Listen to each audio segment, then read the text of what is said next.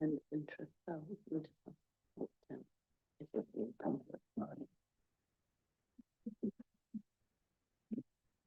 All right, welcome, ladies and gentlemen, to the Risk and Audit Committee meeting for the 10th of December. I declare the meeting open at 15:30. And we've got a fairly full agenda, but most of them are reports to note and briefs. However, before we get into that, as the newly appointed interim Risk and Committee Chair, I just want to lay down a few of what I consider to be ground rules. Firstly, just a reminder that it's all about clear and respectful communications between us. It's about trust and respect, and respecting people's ability and options to talk. It's about a continuous learning improvement process, especially on my part, given I'm new to this. And I understand that there'll be different levels of subject matter knowledge across the table with these various issues. So I'd ask for patience on the part of those that are more informed than others. Also, we're going to stick to standing orders, particularly regards questions during question time. So I'd like questions and not statements. I'll declare question time complete and then call for motions. And there's a thing there that says a maximum of 5 minutes discussion during discussion time and 1 discussion point per member per motion. If you've got something burning, we could probably accept it, but if we could keep to that as a general rule, and if you need to deviate from that, let me know. All right, so. Yeah. Yep. Just a wee question. Thanks for that introduction, and you did mention that you are the interim chair. This is not on our agenda paper, but I'm keen, and I'm sure my fellow members will be keen to hear where we are in terms of appointing an independent chair. Is there any update you can advise on that particular topic? Yeah, so we've got in motion at the moment between the Mayor, Deputy Mayor and myself, having developed a shortlist of applicants. And then once we've confirmed those shortlisted applicants are available, we'll commence the interview process. And then a matter of timing when it's convenient, early in the new year, when that interview process will take place. I expect that with all things considered about the interview process, following through to the appointment, following through to availability, this will probably be my first of 2 chairing as interim chairperson. Does that answer the question? Thanks. All right, so we've got no apologies, is that correct? So right. So there's no apologies to be received and no request for leave of absence. Do I need a mover for that? Mm-hmm. Okay, thanks, Tony. And a seconder? All in favour? And okay, great. I just got your time lag there. Thanks, Colin. All right, so are there any members that need to declare a conflict of interest?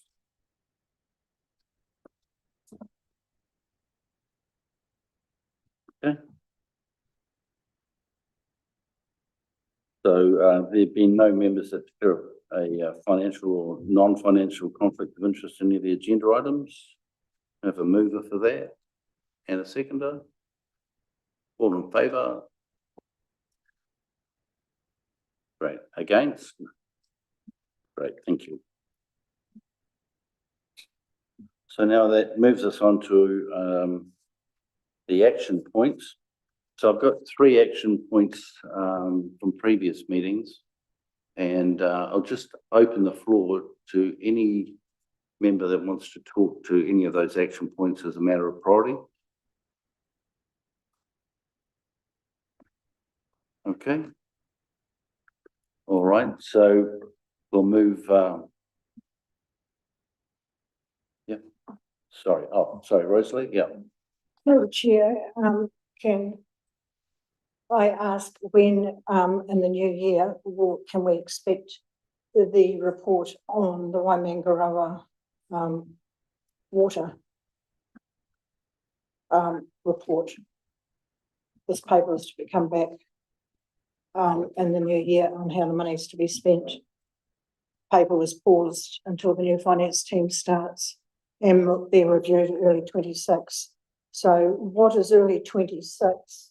Because we heard that maybe the finance team wasn't going to come to light till March or so. And I'm concerned that this has gone on far, far too long. Through the chair, we have a date of March 2026 to bring that back to you. You're saying March? 2026, yeah. Well, I really want it noted that it's not really acceptable, because that's well over 12 months, and it's probably was it September, August, September, when it was brought to us and it was passed on to be updated.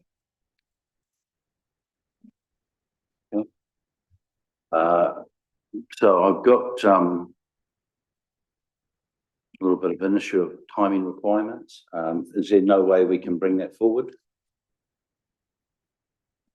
Through the chair, it's coming to the risk and assurance meeting, which is in March. Okay, is that the next available risk and assurance meeting? Sorry, Rosalie, but that's what we've got, and that's what we'll have to go with. I share your concern that we're not getting these reports in on time, but we do want it to come before the Risk and Audit Committee, and we may as well wait until it's thoroughly prepared. I don't think it worthwhile going straight to the council meeting. All right, which would be the only other option, or a workshop. All right. Any other calls on the action points? All right, so I'll call for a mover and a seconder that they be accepted, and with those points raised by Rosalie.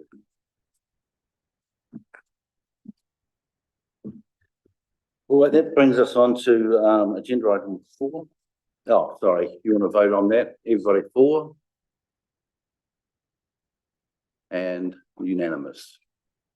Sorry, my mistake, Rosalie, and one against Rosalie. And that's on the basis of the timing. All right, thanks for pulling me up on that one. And we've got now agenda item 4, the officers' reports, and 4.1, project status report summaries. Yep.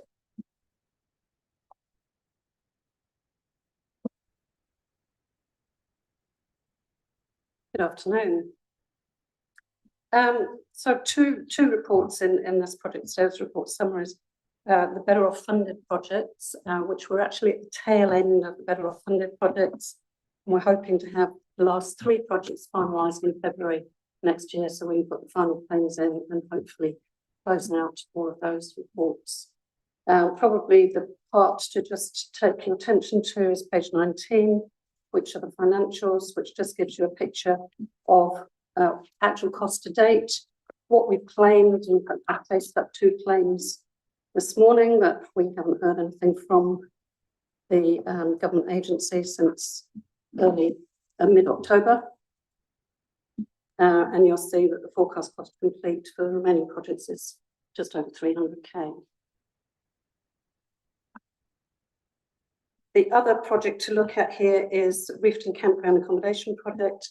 In the last RAC meeting, we said we would just bring a final report to this RAC meeting. The project has now been handed back to business as usual, but obviously because of the finances in that project, there will be ongoing attention needed to give to it to ensure that funds are paid into DWC and into the amenities fund when they fall due. Thanks, Penny. Any questions? Shane? Just on that note of keeping track of the funding of loan payments, will we get reports on that, Leslie, as to, you know, with finances? We've handed it over, so Sahana is fully across that, and infrastructure services will manage that side of things as well. So the first invoices will be due to Endura will be August next year. They will then start paying in advance for their license to occupy fees. At that point, the campground will start invoicing for their overheads for those 10 cabins. Now, campground is actually wearing the overheads for those 10 cabins from the time that they opened, which was September 26th, through to when we get more funding coming through. So at that point, we've got 18 months grace from DWC. So it's a question of looking at that and saying, well, are we in a position to start paying back? Once the DWC loan is paid back, then the amenities funding loan needs to be paid back. Rosalie? Thanks, Penny. These are the reports on funding, mostly better off funding. Are we going to, where do the project reports come from, the likes of the PGF for the dredging, the platoons for the harbour? They were all completed, sorry, through the chair, they were all completed. They were completed last year. No, we've got still the dredging, the roll on, roll off. Okay, so it's the Regional Infrastructure Fund, the infrastructure services With in control. turning the project framework that IS trialled into a BDC wide one, the idea behind it was to incorporate one big BDC projects summary, which is the report that I've been presenting, and it's on the one after, it's in the agenda after Penny's reports. Yeah. Oh, I didn't pick up, sorry. It's included in the next report, which Jess will take you through. So we've got Phil and then Mayor Chris. Yeah, thanks, through the chair. The community hub feasibility study concept, it's noted in here that the architect will plans to present an initial concept design to BCCH project group. Can you give us a timeline around that? I believe they've actually put forward some early concepts. There's a lot of discussions now, obviously, because that is with BCCH, it's not actually a council project. What I've suggested to them is they actually bring a presentation to council once they've concluded those concepts as to what next steps are, which will be early next year. Okay. Mayor Chris. I didn't have a question, I was getting up in class. All right. Then it's Colin Reedy. Thank you, Mr. Chair. I'm not sure if this question is relevant to this particular agenda item, so please correct me if I'm wrong. It's just in terms of business as usual and the payment of monthly or weekly rent. I heard Penny mention about invoicing starting at some stage. I'm just not sure when the, remembering of course that Federation might, or sorry, the question is, when does the payment of rental commence for the cabins? I think it's, I think noted that, I think it's September next year. Bear with me a moment. Sorry. September. Rental monthly due 4th of August 2026.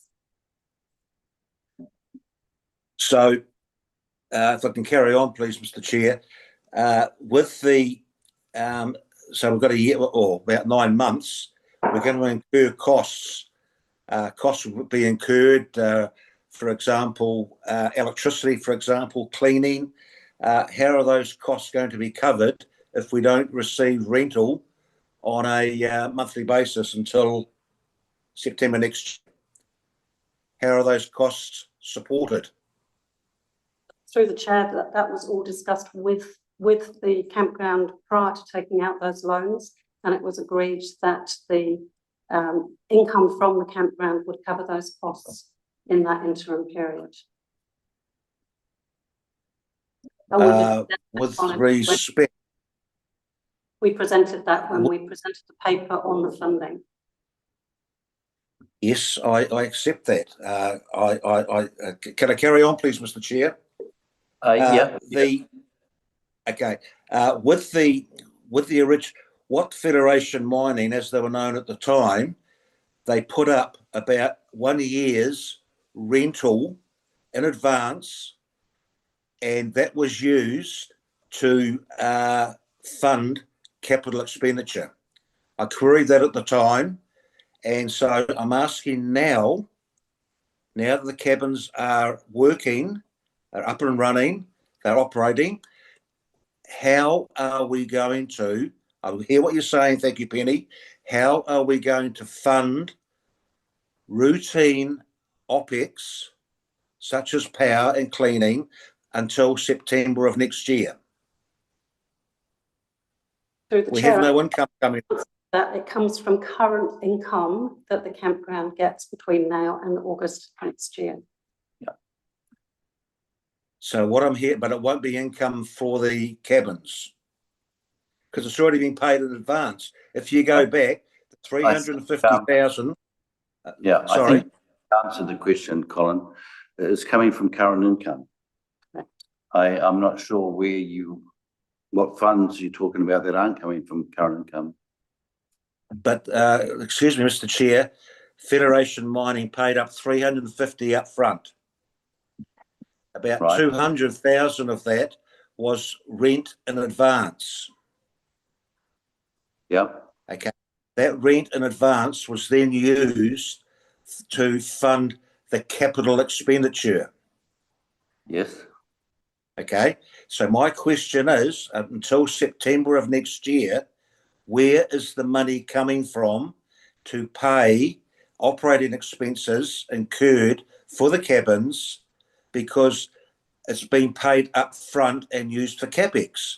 So what I'm hearing is that the campground will receive the money, but what money? Okay, thanks, Colin. Gotcha. Through the chair, it comes from rental from other cabins at the campground.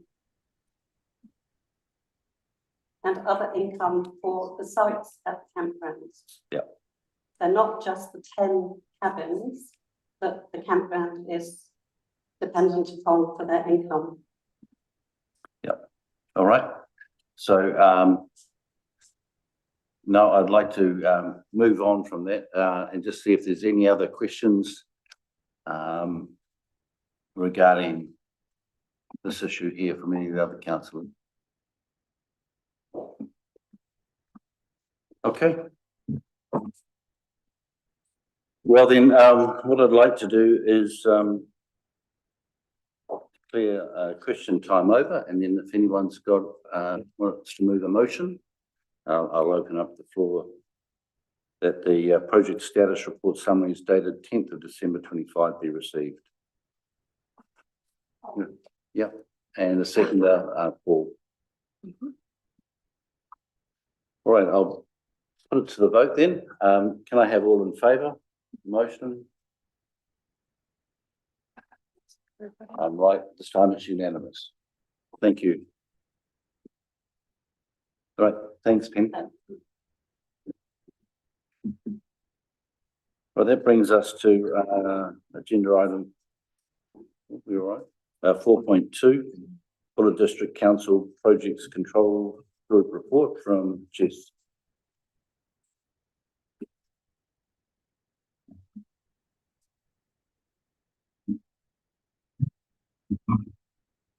Just thought I'd take the opportunity to explain the report because they are quite large. So as I just mentioned, with having a framework for project management that is encompassing the entire council operations, the idea is then to have every single project reported through this particular report. So it then becomes tricky to make sure that you guys get the right information. So I am always open to feedback on different details. The idea behind it is that this report is completed once a month by the project managers, and internally as a management team we actually sit down and we review it so that we know what's going on. It's an opportunity to interrupt any projects and say, hang on a second, we've got a risk here, we need to understand it, put mitigations in place, And to RAC, what we do is we've been presenting the most recent project report to you guys. So what you're seeing is the most recent one up until the time that the RAC agenda closed. So as of today, the project managers, for example, are working on the November report, just to give you an idea. So the report looks to show a summary at a high level of, we've got a RAG status in there, red, amber, green, and so that looks around the scope, the budget, the timeframes. So that's what the colour coding is around that. It then looks to show some finances just at a high level around your budget, your cost to date, your forecast to complete, and the variance forecasted. Then we also, in terms of the format of it, the reason that we've got the risks and the health and safety at the front is, like I said, it is quite large, and so it's to make sure that particularly the risks are very early on presented to the group so that you can understand some key lines. So for this report, there's a couple of differences for those that have seen past ones. We've increased a risk around the infrastructure acceleration fund, and that's around the costs. So at the moment, the forecasts are that that will not have enough money to complete the work. So what we've done is we've broken it into 3 portions. We'll focus on the first 2, and then we will review the costs once we have a truer understanding of the tendered amounts. In terms of some of the other projects, there's an Omau intersection upgrade project. So at the moment that's showing a lot of orange. That recently will probably go up to red because we also have a budget issue there we'd like to put a bit more effort into. So next week before Christmas, we'll be putting a bit of focus on the scope of that as well and reviewing that to see what we can pull back on. And the roading program, particularly around the return to service costs that were forecast as being more than the available budget. The roading team are looking at the program overall to see what adjustments can be made there. So there's a couple of bridges, for example, where I've put around program level adjustments in the commentary.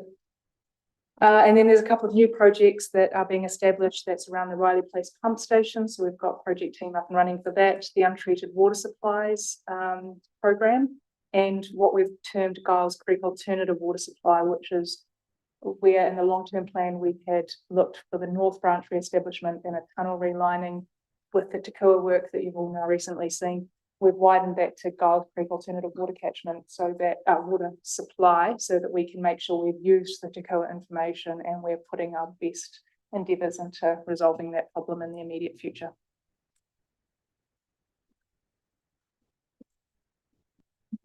Awesome. Any questions for Jess? Phil? Through the chair, thanks, Jess. Look, I've just got a couple of questions around the Carnegie Library in terms of risks and issues, actions, mitigation action, regular meetings between the project manager and the Carnegie committee with final approval through council, and yet further down I find under the financial impact of the project that it's actually been put on hold. So those 2 statements don't quite marry up. Can you give me some further information?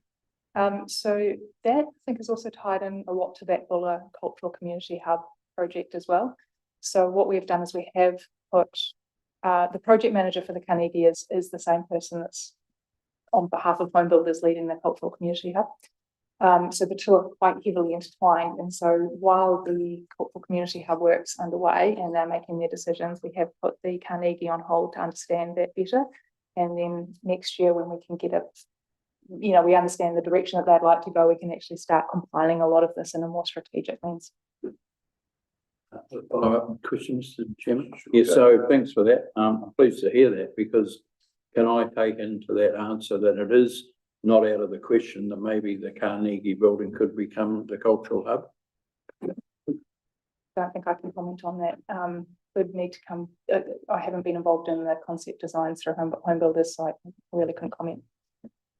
Thank you. I mean, if we could maybe get some follow-up information for that later on. If there's a March RAC meeting, then I think by then we'll have a better understanding. So absolutely. Yeah, and then we'll seek to address your question. Thank you. Right. Any other questions, Rosalie? On the And Carnegie then- one, Sorry, and then Linda, after you. is it No, Linda thanks, first? Rosalie. Oh, yeah. On the Carnegie one, I'm not quite sure that's 100% right, but I can follow through. While there was a slight connection on the cultural hub, they are standalone. I've been waiting for appointments to sort of be of committees and looking for somebody possibly to go on that committee to follow through, because I was sort of involved there previously. But that is just to answer Bill's question. that, yeah. And so page 9 on these projects, oh, Little Wanganui Bridge. What's the update, please? It's about 3 different pages, and that's why. Yep, basically the design is still continuing and the RFT documents are being developed at the same time. So no tender has yet been let.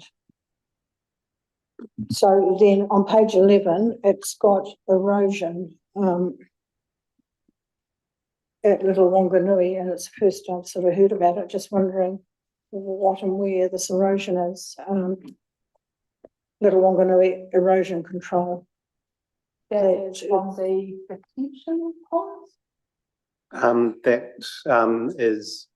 There was some river erosion on the side of the wastewater pond that's being worked on, so that's been put forward as its own project. And if we can contain that, then we eliminate the risk of a spill at that point. So this has actually been done. It's got a deficit of 58,000. I know it's underway. I actually don't know if it's complete yet or not, but we can Very much clarify in that. A resource underway budget availability review. Yeah. The issue was the works are required to be done because otherwise a breach would occur given the river erosion. And the cost of that work exceeds the budget that was sitting for Little Wanganui for that particular aspect. So there is an overspend. Yes. Thanks, Rosalie. Linda? Just had a few questions. First question, what is the reefed and brick arch? Doesn't have any, it's that project.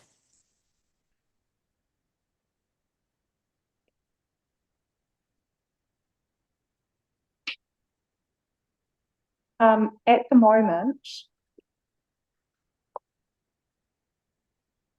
I think the problem is that a lot of the pipe work, jumping here, Anthony, but I'm pretty sure that the pipe work often is under a brick line, and then it becomes challenging as to how to deal with it. And so at the moment, what I think the project manager is working on is actually understanding that particular site's condition and then what options are available before he does some work.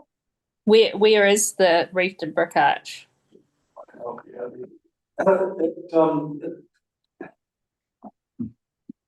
It's actually exactly what it says. It's a brick arch. It's a major underground tunnel, brick tunnel that carries sewage and stormwater.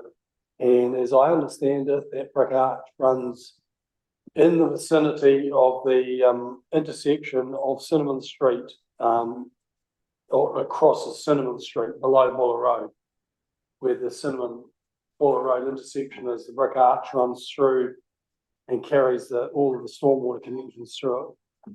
So we're talking Victorian era construction. No, I just wonder because it just says reefed and brick arch. It doesn't actually say anything else. So given I live in Reefton, I didn't know where that was. Okay, that's fine. Next question about the Reefton swimming pool. Why have the changing rooms been removed from the scope? Surely the changing rooms were put on hold because there was no point repainting and that, because they'd been painted, they've rusted out because of the HVAC system not coping. So I'm a little bit concerned to see that they have been removed from the scope of the project. My understanding was that the HVAC forecasted cost was higher than the original figure that we were working on a few years ago. Because of that, the focus was put on the HVAC itself, because the idea being that by getting a decent HVAC system in there and really dealing with the humidity, the changing rooms would be able to be kept in better condition in the future. But at the moment, the budget doesn't allow for it. So will that budget is that budget included for the changing room, obviously upgrade in our long-term plan, or is that, where does that sit? I would have to get Brent to check. Yeah, I think we'll check on that. It'll either be an LTP or an AP conversation about additional funding for that. It's as Jess has mentioned, there was only so much budget which we've needed to use for the HVAC to get that to work properly. The original design on peer review turned out to be under scoped and would not function. And so the additional cost needed to go in there came from the changing room portion of it. And it's fully acknowledged that the changing rooms are in need of work. So, but that's about getting the additional budget as part of the next process. Okay. So given on that thing that says that delivery date was September 2025, what's the update on that? Obviously that date's been and gone. Does that need adjusting? Is there another date? Yep, so at the moment they're looking at starting once the pool closes next year, late April. Okay. My other question about the bell pump. Why, I don't understand why the purchase and the installation, and it has a note there saying that the installation costs weren't included. So we've gone over budget there. My question is, I guess, why wasn't that included in the original budget? And then has the purchase and the installation of the bell pump been successful? You know, we haven't really had an update on that. Has it been used? What's going on with the bell pump? In terms of the costs, I think No it's, information on it. yeah, I mean, without being involved in the project and its inception, it appears that the installation costs weren't factored into the wider project costs.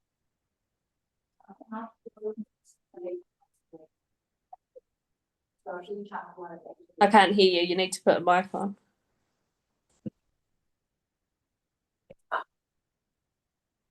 Hi, so not all the installation costs were included in. I think there was about $100,000 of installation costs that came in after the project budget was done. So that's all been accounted for now. The bell pump is that the whole project is now completed. Okay. Yeah. No, I think we've got an answer there, and what I'd like to do is just hand over now to Tony for your question. I think the question's been answered, is what I'm saying. So you're just saying, just to clarify, so we're saying that the bell pump installation and that the project's been successful and it's being used, or? Well, it's been installed onto the dredge, and I think it's already been used. The dredge's been used after the bell pump was installed. So, to answer your question, yes, it's been successful. Right. Okay. Yes. Thanks, Linda. Tony? My question was about the bell pump, and Linda just. Okay, is it answered? Yeah, kind of. Right. Shane, you're next, and then me, Chris. Well, I've got another question about the bell pump. So it says here that the BDC contribution funds are sufficient to accommodate the full project cost. So does this mean that we're not cutting anything else from the project? That we have enough meat in the total amount to cover this overspend? I didn't quite understand what that was saying. Yes, we do. So the total BDC budget for the dredge was $966,000. Am I echoing? $966,000. We've actually come in under that. 315 of the total bell pump cost was funded through the roof program. Yeah. So I think we under budget, and we've managed to get that funding all sorted out. We've even received the funds for it. Yeah. Another question, please. Follow up, Shane? No, it's not a follow, it's on a different. So I just wanted to understand the variance in the water supplies. So it's a huge variance, and I didn't quite understand whether that's a timing thing or like 1.1 million variance. Sorry, Yes. could you give me a page number? It's page 2 on our report. Sorry. Oh,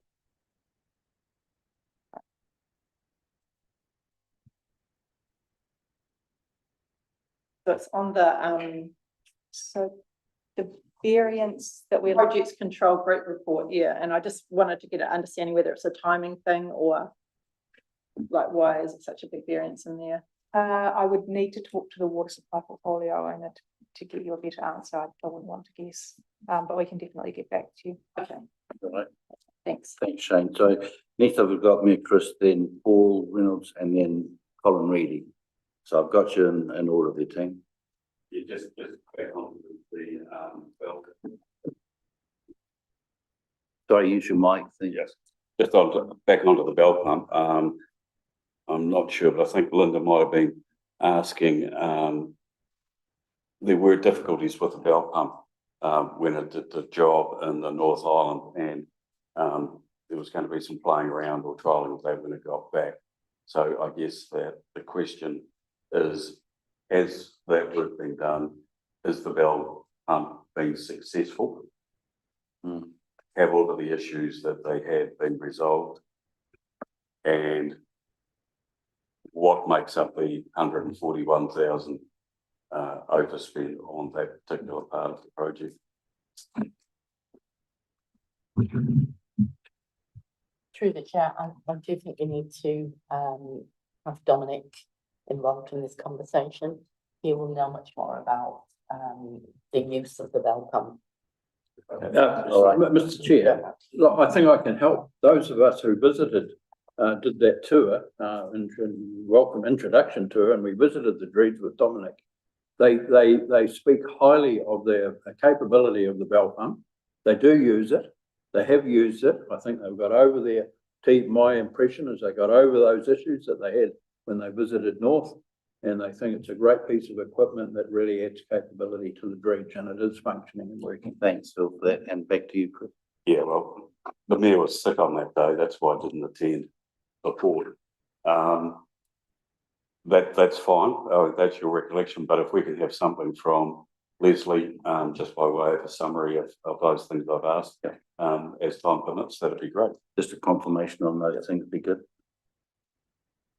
Just out of session would be. So, sorry, I've got Paul. Just simply refers here to attachment 2. I can't find the attachments here, so I might just need a bit of direction where to find them. I need some technical help.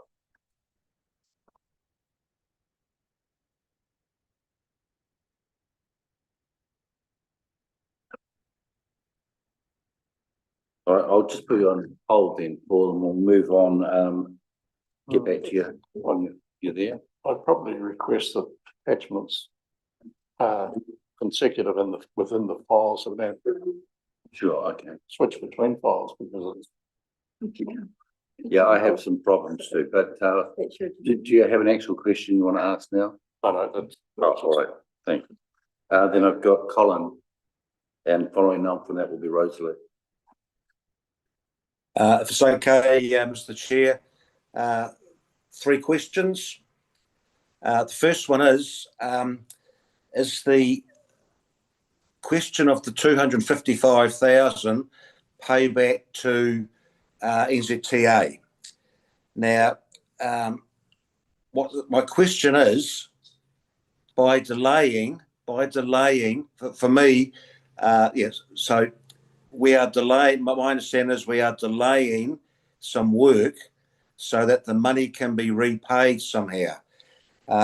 Just in a layman's language, can you please explain to me how $255,000 is going to be deposited into NZTA's bank account, owing to the amount that we owe, as I said, through the TIO, i.e.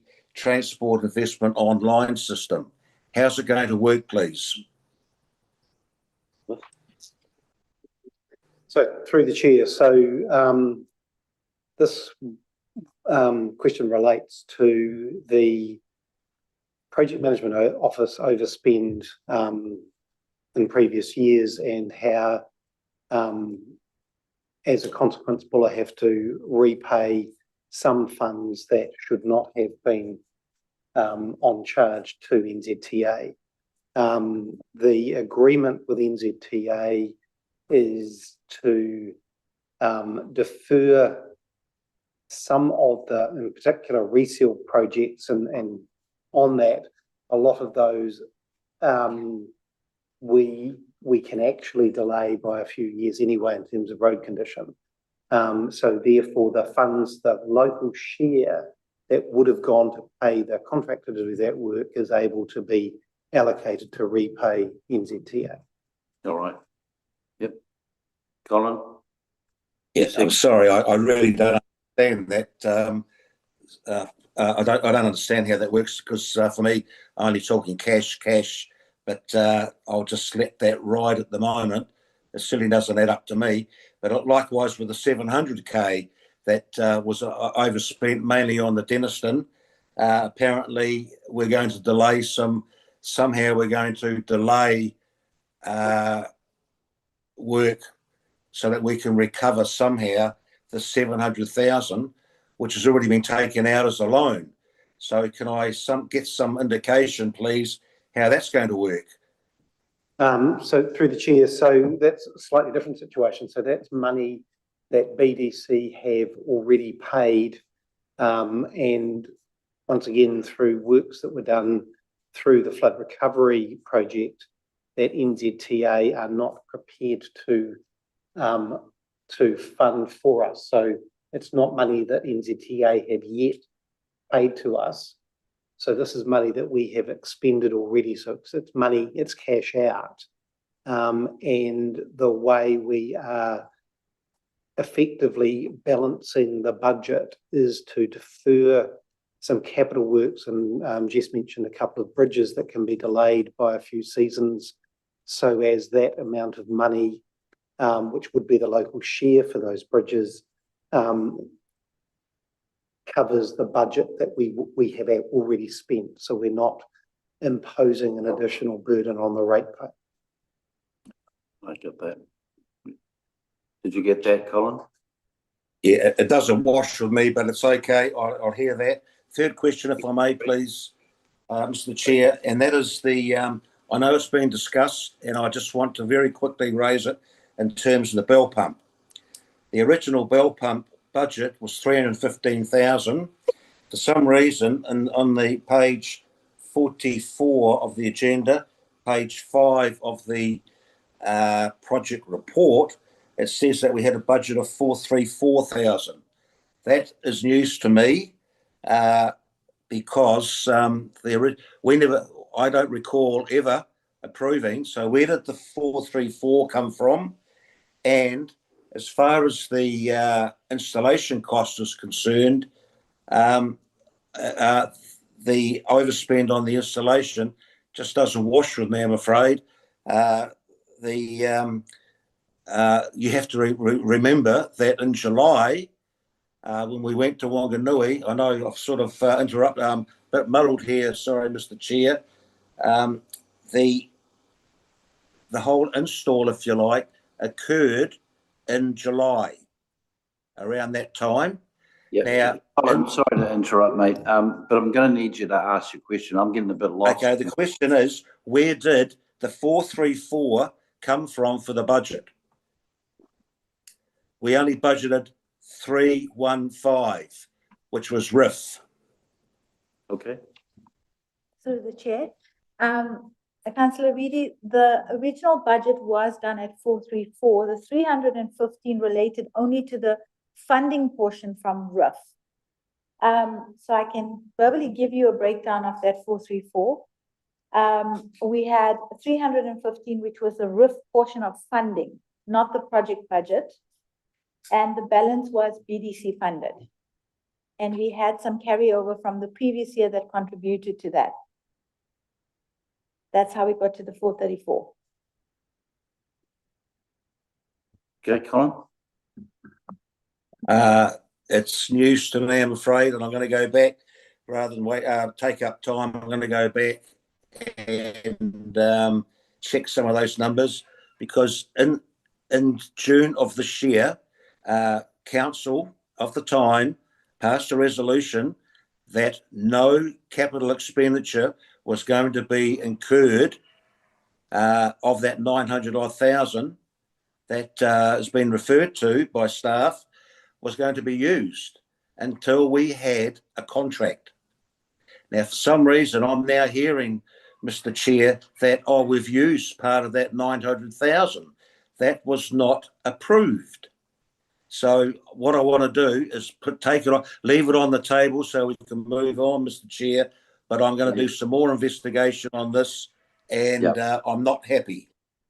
Yeah, I note your unhappiness, but I would say that I'm not actually familiar with all of the background you provided there, and so I'll get the staff to come back to us and just give us a clear explanation, which you already have, I acknowledge, and just dig into the historical council records to see if we've got those things that Colin said, and some explanation around them.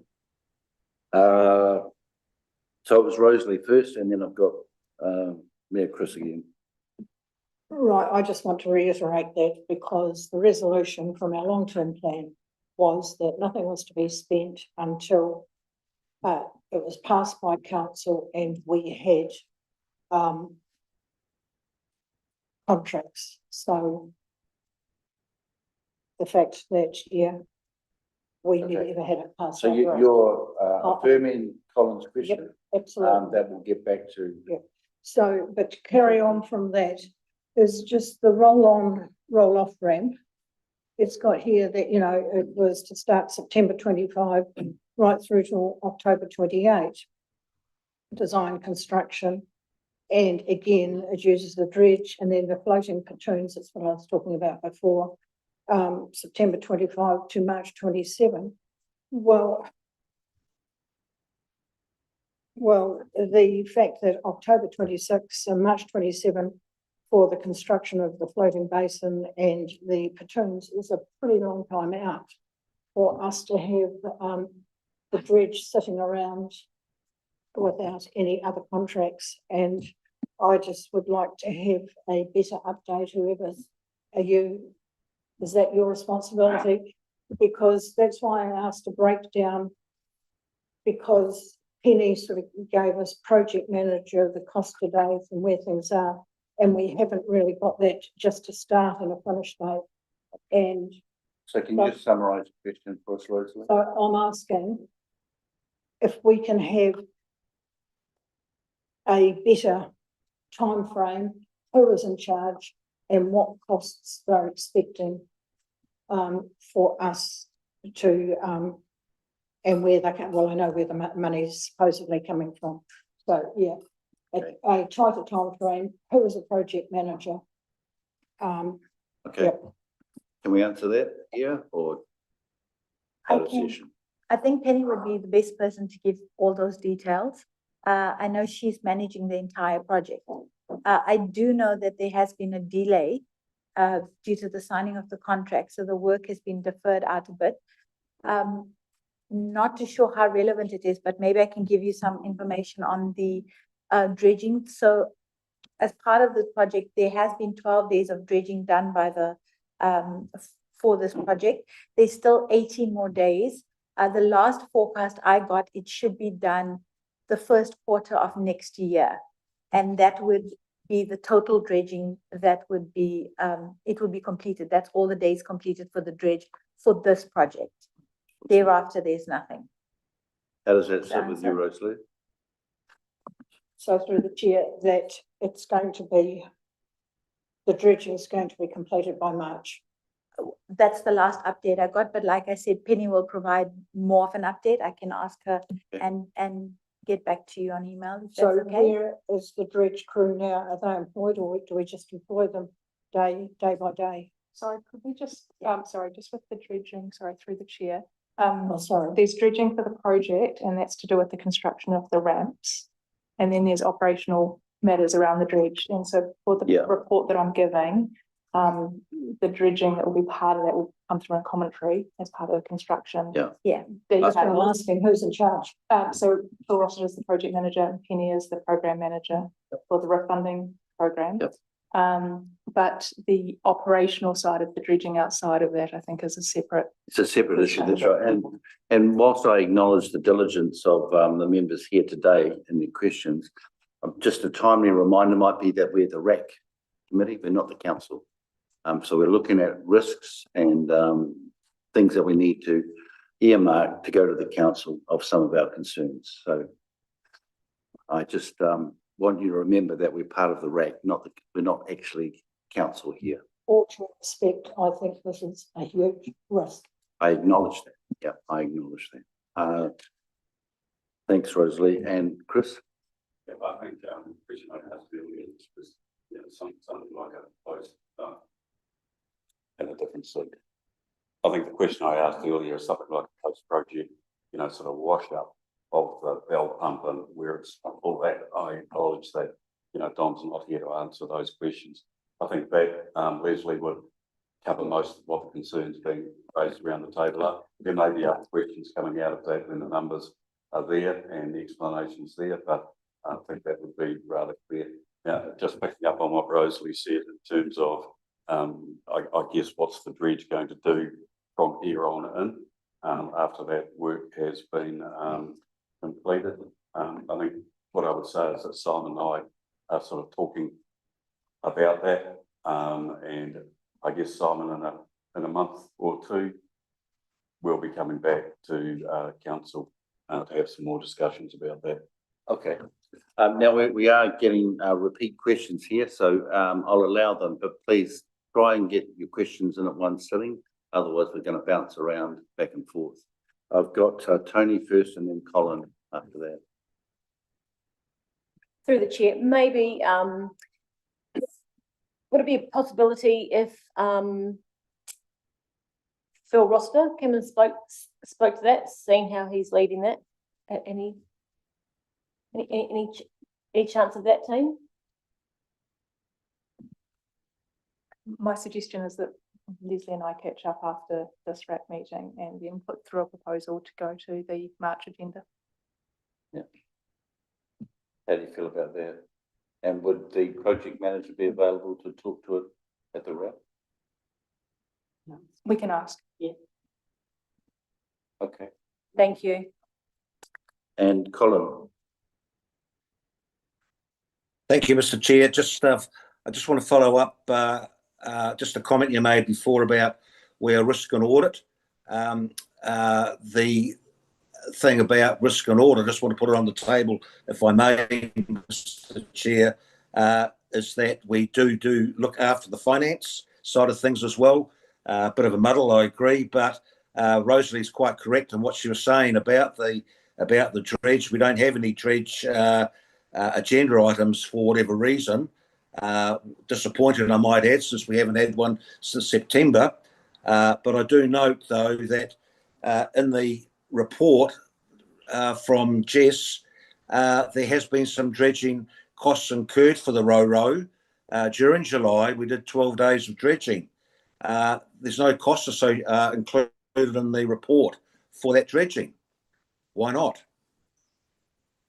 Okay, sorry. I sort of lost track of your question through the statement. Can you just ask? Yeah, my apologies. Yeah. Okay, the question is, well, first up, I was just making a statement regarding the RAC, and that the second question I've got then is, if we have we did dredging for 12 days for the Ro-Ro, why is there no cost on page 44 for Ro-Ro, costs to date? Through the chair, these are the costs that have come through from our financial system.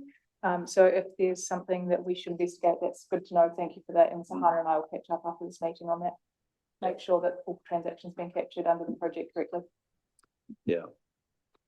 Thanks. And Colin and other members, if I could just ask you to collate some of the questions that you've got, especially those ones that you feel haven't been answered adequately here, and pass them over to Jess. And then we've said we're going to discuss it again in more detail with the project manager. So that might be a better time, and you can get a more detailed response at that time. I just want to, does that sit okay with those people that have got hard questions that they feel haven't been answered in total? Paul? I've just got one, and that is, do you have another plan for dredging if council makes the decision to sell the dredge? The ratepayer, I don't think, can afford to add to the huge debt that the dredge has created. So council, I wouldn't think would want to be bound to hold the dredge in limbo at a cost. Through the chair, that wouldn't be something that my project report would it wouldn't come through on my project report. My project report is for projects that are from inception through to closure. That's more probably a strategic question. I think that is a correct statement. I take it there is no plan for alternate dredging otherwise. I don't know, and I don't think the project manager would know at this stage either.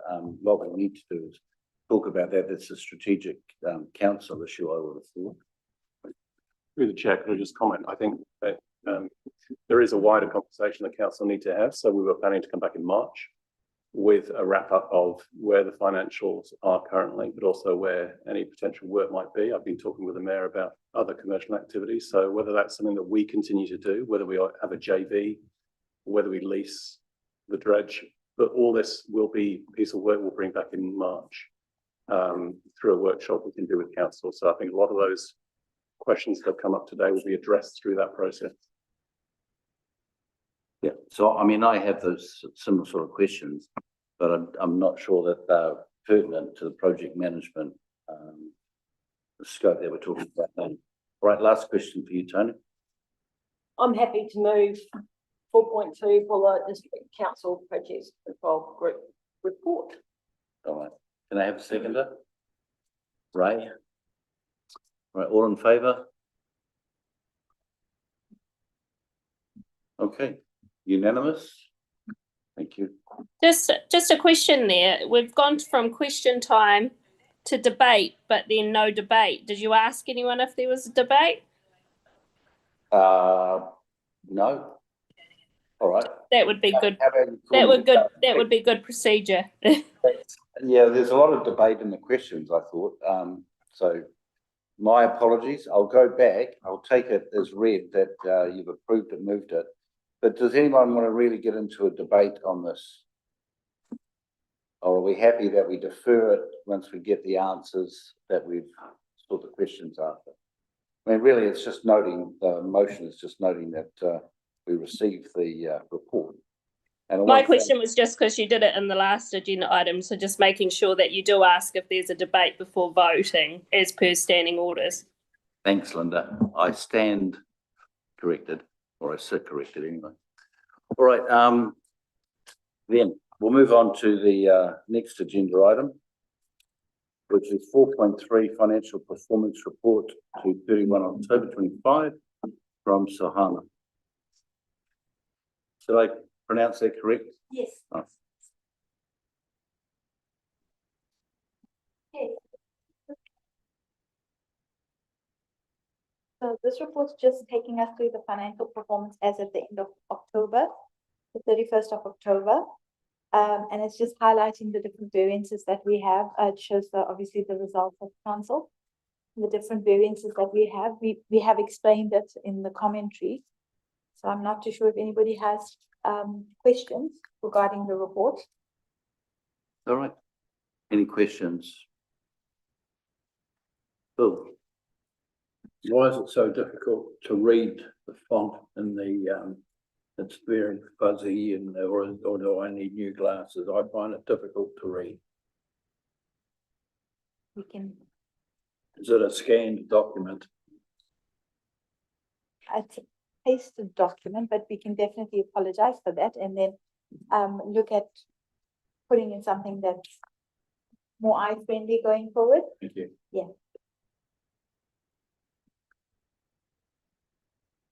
Any other questions? Colin, and then Rosalie. Thank you, Mr. Chair. Page 80, items 12 and 13. 13 in particular. The variance also reflects several changes in staffing where it was necessary to reassess the market salary rate. Why was it necessary to reassess the market salary rate when we've already set a budget for those particular activities or positions?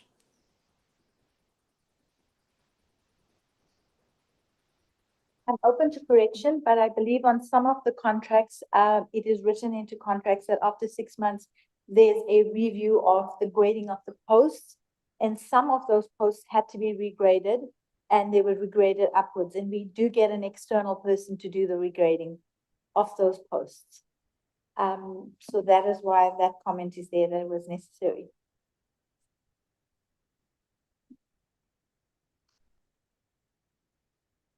Okay, sorry, Colin, you had another question?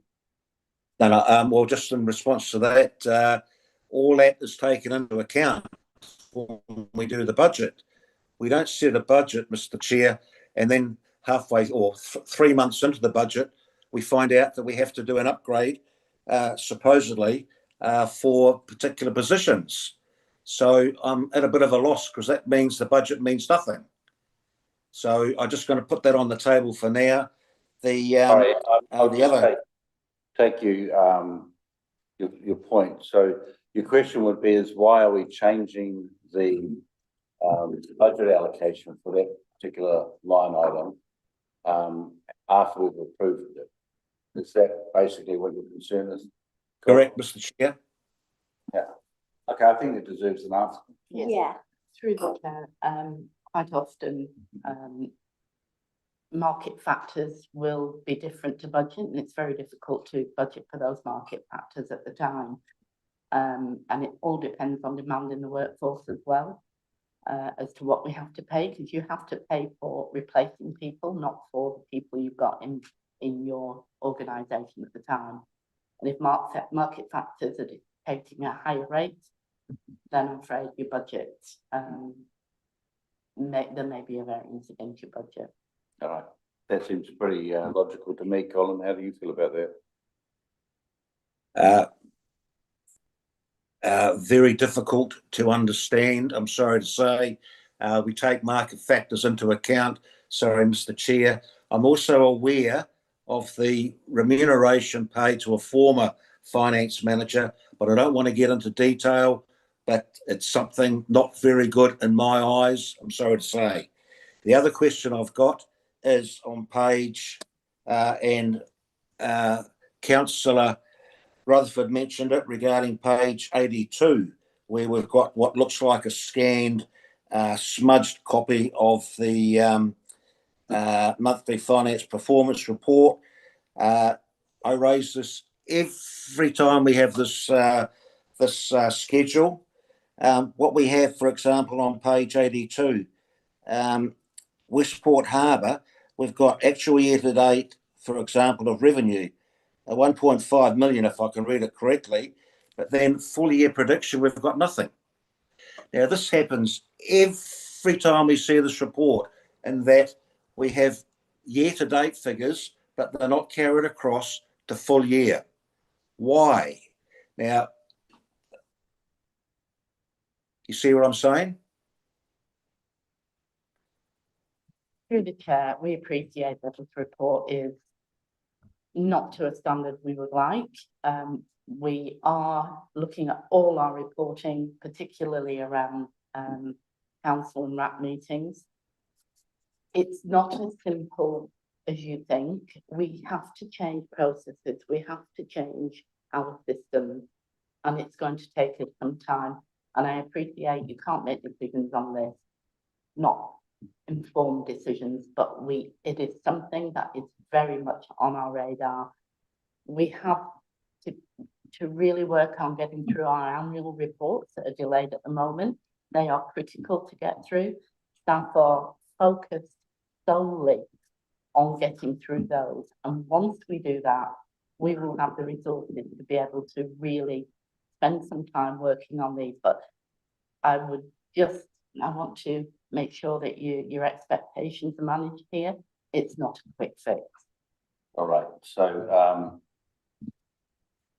Colin's done a valid point, and you've responded that you're going to acknowledge that it's not fit for purpose and it's a current stance, and you're going to change it so it is fit for purpose as a priority.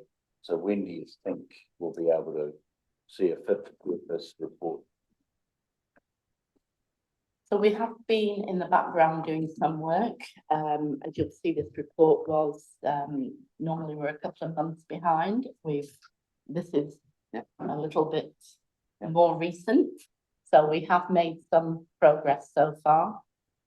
We have also sent some staff down to another council to have a look at their processes as well. And that happened this week. They've brought back quite a lot of process documentation. Now we will work through that. We know that this council worked well with that council. We'll get accruals and things in that we're not currently getting in. As I say, it takes time. We've got those processes. We have to make sure our systems allow us to do that. So we might have to make changes to systems. So I don't want to give you a date and then us fail to get to that. It really depends on being able to get everything together. But just as I will tell you, I want it to be as soon as possible. Yeah, and we share your hope. But we'd like to turn hope into a plan that works. Yeah. So we'll have it on there, and we'll accept that Colin can contribute the same question every time until we do have a report for purpose. All right. Now I do have a couple of questions. Sorry, with respect, Mr. Chair. Yeah. What's up, Colin? With respect, if I can just say, if this report is reviewed, like I'm doing now, surely the person who's reviewing this report will see that we've got an actual year to date, but nothing recorded in the year end. So it's only a matter of reviewing. So this has got nothing to do with the system per se. This has just got something to do with, okay, I'm having a read of this. Oh, this doesn't look right. Let's correct it. Why am I given? Sorry, I've got to be very careful here. But I've been given an explanation, but no one said, oh, when we reviewed this, we didn't see it. How come I'm seeing it, Mr. Chair? It's all very well saying, Mr. Chair, about all this workload and what have you. If these reports are being reviewed, I would expect somebody to see this happening and have it corrected before it becomes part of the agenda. All right, that's where I'm leaving it, Mr. Chair. Very, very disappointing. Yep, we get that, and we share your disappointment, but I think we'll leave it there, noting that you've given us your best undertaking to make it fit for purpose as soon as possible. And until that time happens, if you could provide some manual population of that data, if it's available for us to at least have an idea of what would go on there. And if that's a manual input, then that would be appreciated. And so, Mayor Chris, you wanted to talk to this issue? I'll let you. Yeah, to be fair, Leslie and their team, Colin, we discussed this matter. Colin, to be fair to Leslie and the team, you and I and Leslie and another staff member discussed the issue of reports when we were pulling together the structure. And it was explained to us at that time what the financial systems were capable of and the work that would need to be done over the coming months to get them to where Leslie felt they needed to be. So I'd just like to say that we were made aware of that 1 or 2 months ago, that these reports were not going to be where they needed Mayor to be. Chris, I'm just going to cut you short there. What we're entering into now is discussion, and I just want to. I acknowledge you've got good information there, but what I want to do is finish off the question time, and then move into discussion. So we've got time for 2 more questions, 3 more questions, if they're quick. You are. All right, so first I've got is Rosalie, and then I've got Tony, and then I've got you, Shane. The question I have is to follow along with what Colin has said. And it bugs me because I do budgets from time to time. But when I read in the explanation, these have been divided evenly across 12 months. Now, I think we all know that a number of expenses or income don't come evenly across 12 months. So the question I'm asking is, when you relook at it, make your entries relevant rather than have it in the preamble. Sorry, it's out of timing. Yep. And that bugs me big time.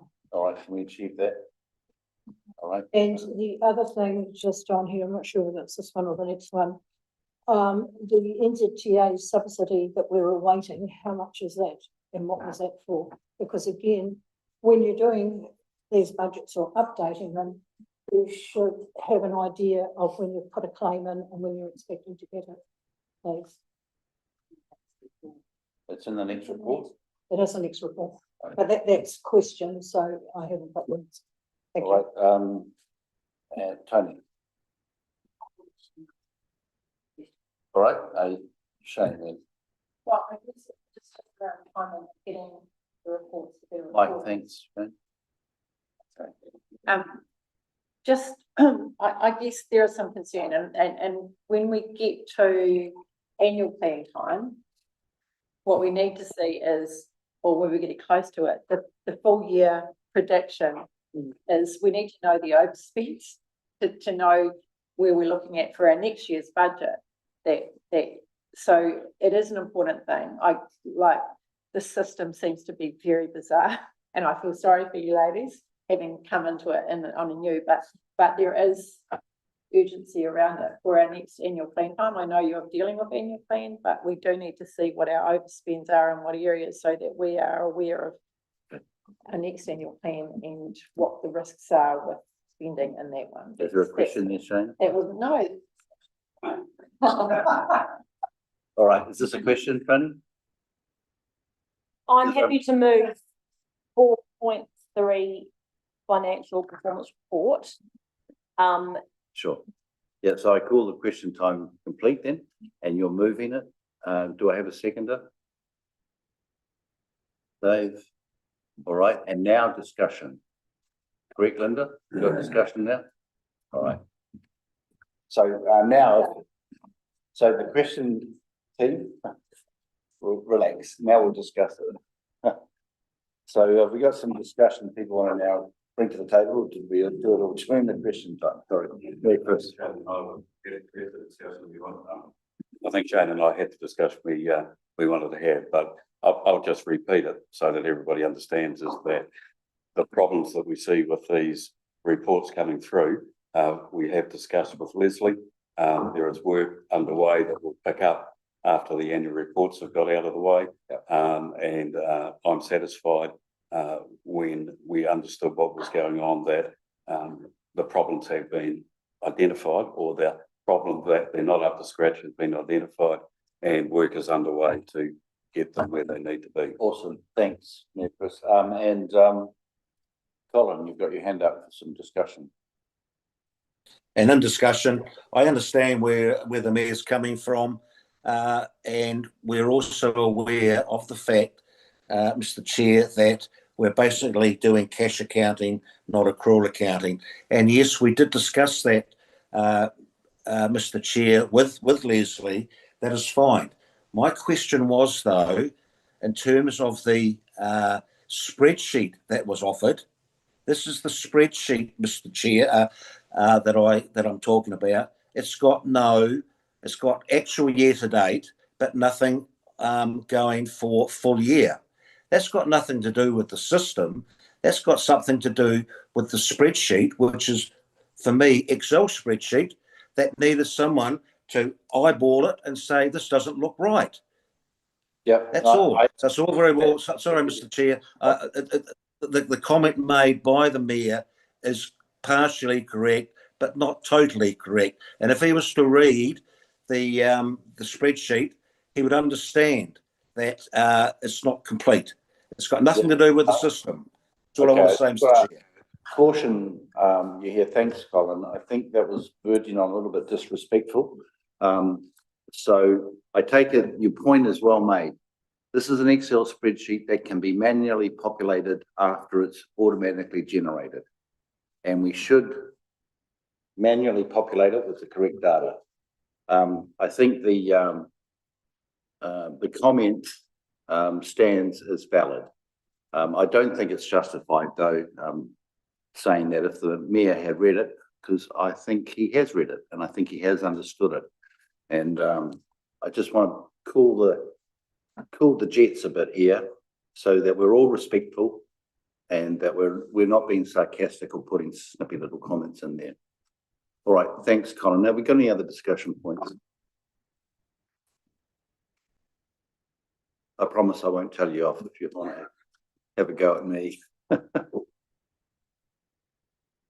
All right, any other discussion? All right, we'll go to the vote then. So all in favour that the financial performance reports to 31 October 25 dated 10 December be received. In favour? Okay, against? Rosalie? Okay. Yeah. So was there anyone that's abstaining? You're against? Which one is it? Yes. Against, and Linda, were you against or abstaining? Just waving your hand in front of the camera. Sorry. I was for. I had my hand up. Okay, So thanks. against is councillor Reynolds, councillor Reading and councillor Simpson. And councillor Simpson, your name recorded. Yep. Okay. Excuse me, I'm not against. My hand was up. Yeah, his hand was up Okay, before. that's the delay, that's why. Sorry, we're on New Zealand time and we had trouble catching up with Thailand time. Yeah, I appreciate that, Mr. Chair. That's why I keep my hand up until it's noted. With Thanks. the time delay, could I just ask that everybody keeps their hand up until we know what Colin's vote is? Thank you. Yeah, all right. So pass. All right, agenda item 4.4, investments and borrowings reports. So Hannah, you're up again. So here's a snapshot and an explanation of where we are in terms of our borrowings and different facilities. Oh, sorry.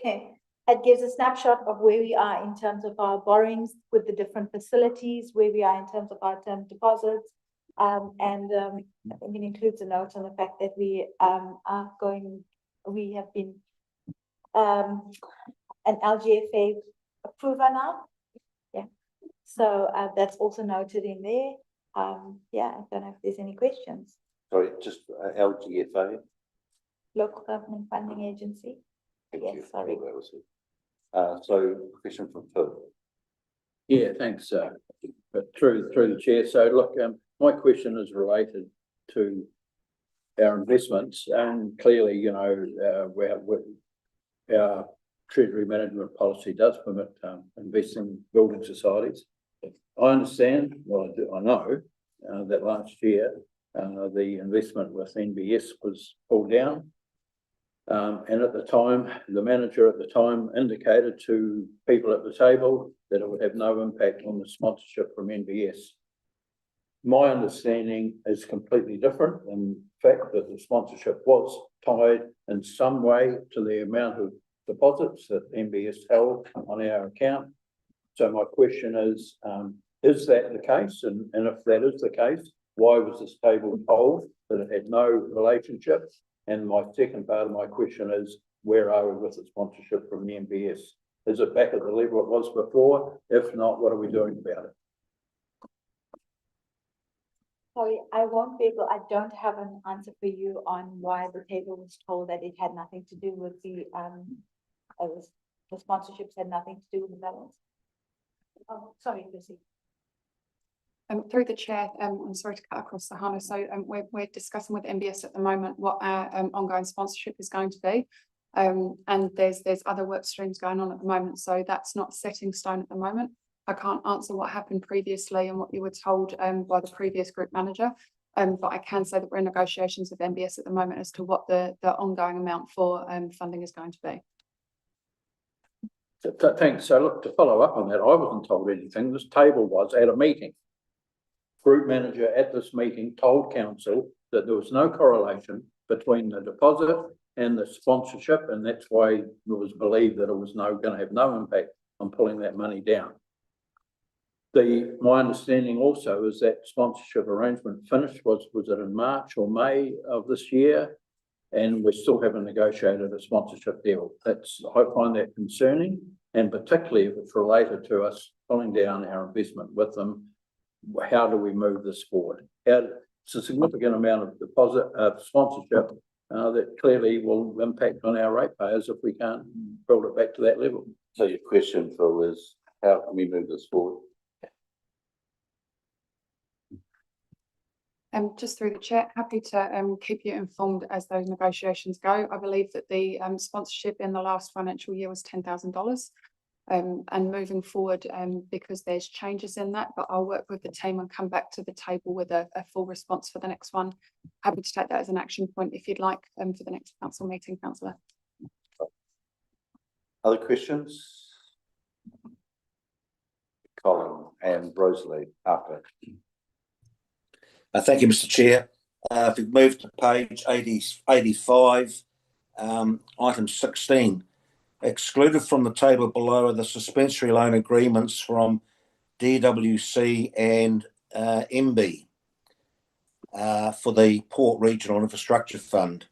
And then when I come down to page 86, on the schedule, we've got an external debt of DWC of 712,000. So what does the 712,000 represent if it's not to do with the RIF loan? Can you please advise?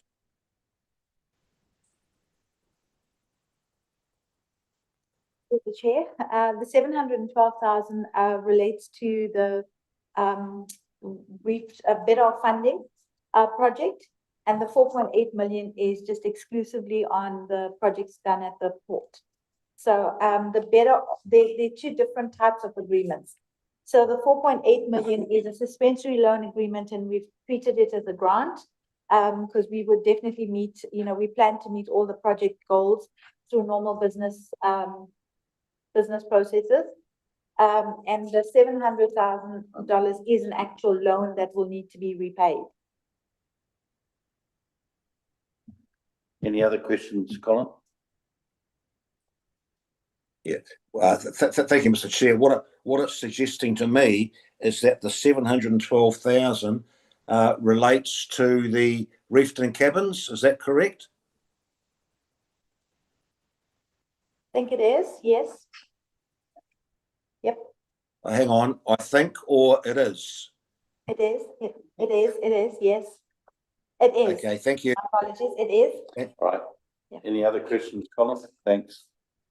A rare thumbs up from Colin. Right. Any other questions? Rosalie, sorry, your turn. That's okay. It just, what on page 21, that New Zealand, the NZTA subsidy we're awaiting, how much was it and what was it for? When do we expect it? Yes, no, it's actually subsequent to the report we received, there was 2 claims outstanding with NZTA. The one was 1.2 million, which we received the funds for. The next, we have received 1.2 million of the claims from NZTA. The delay was an abnormal situation. The person that releases our funds was not available, so we had to unfortunately wait for him to get through. That is why we have the delay. And then there's a subsequent 500,000 that's been released. We're just waiting to receive the money. And we have the next claim of 150 that's pending. Okay. Thanks. Any other questions, Rosalie? Yeah, just so that's 1.7 million. Yes. So where has that gone? We haven't got that reported on at this stage then. So just within our borrowings, where does that well, it doesn't show up yet, or when will it show up? Well, we have repaid debt subsequent to this report, we've repaid debt with the money that we've received from NZTA. So, in fact, our total borrowings on this report is 43 million. As it stands now, we've reduced that down to 40 million because we've used that NZTA money to repay some of the debt. Thank you. Any other questions? All right, can I ask for a mover that be received? Phil, seconded by me, Chris. And we're going to discussion time. So anybody want to talk to it? Any more discussion? Dave? Yeah, I guess doing the math, that means what, there's about 3.2 million in investments left. Would that be correct? Also, There is currently 3.2 million, there is currently 3.3 million. yes, through the place. Yes, Yep, yes. right. All right. Any other discussion? All right, can I call for a show of hands? All in favour? I think it's unanimous, yes. Thank you. Thanks, Johanna. So unfortunately, you're up again. So our 4.5 debt management report as at 31 October 25. Sahana, over to you again. Yes, I think I'm happy to take questions on these because this is just a summary. Sorry. Yeah, this is just a summary of our debt situation, where we stand with our rates debtors and our other debtors. So I'm happy to take any questions on this report. Yeah, cool. Thanks. Yeah, through the chair. Thanks. Yeah, there may be some explanation somewhere that I don't see, but sundry debtors at almost $1 million. There's a lack of commentary around that, other than to say arrangements have been entered into. But you know, that's a huge amount. What is it mostly comprised of? Yes. We've got a schedule on page. Through the chair, there is an attachment details in more detail what that sundry debtors makes up. Page 90.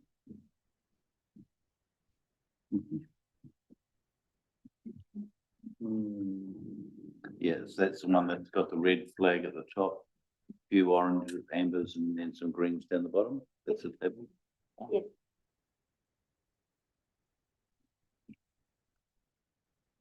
So where do I see sundry debtors? So it's attachment 1. Sundry debtors. Attachment 1, yeah. Attachment 1. But it doesn't say what that sundry. My question is sundry debtors, $1 million, 953. But can you, who are sundry debtors? They're not ratepayers, are they? They're not people who owe money for their regulatory licenses. What is sundry debt made up of? Through the chair, the debtor type is on that table. So we have such things as trade waste, parking, building consents. They're basically all debts other than your rates. Sorry, again, sundry is a specific line item of $953, 137. It's not the harbour, it's not trade waste, it's not airport parking. You're asking what is that figure? Yeah. What does that figure consist of?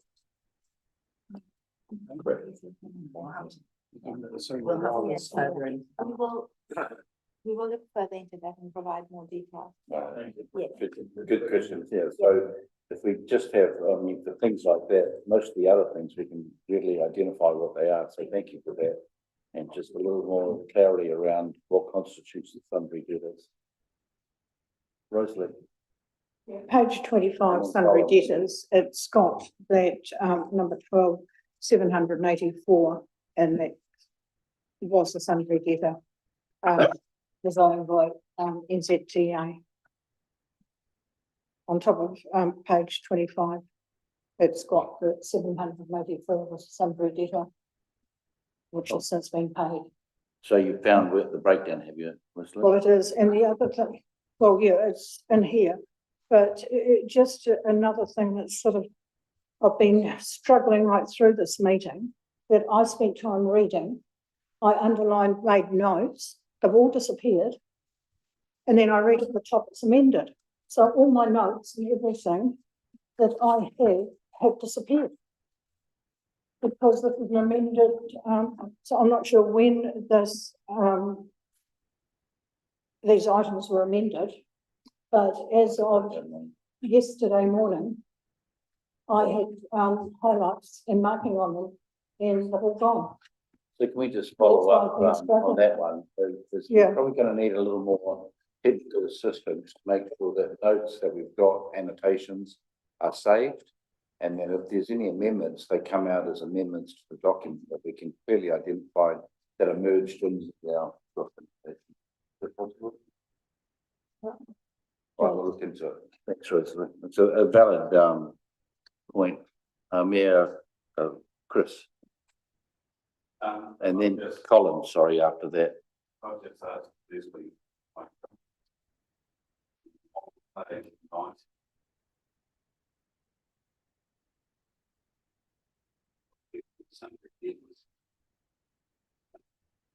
Yeah. Sorry, it does not.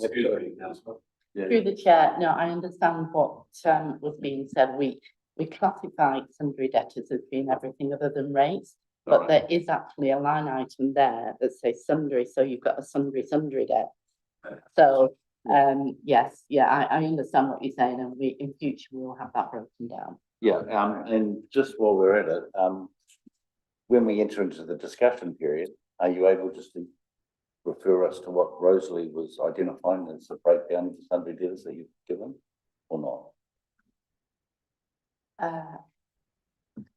Did I miss that one? Rosalie, you found where the sundry debtors were broken down, is that correct? It was NZTA. So correct. If you could find that, and then when we get into the discussion phase, answer that question.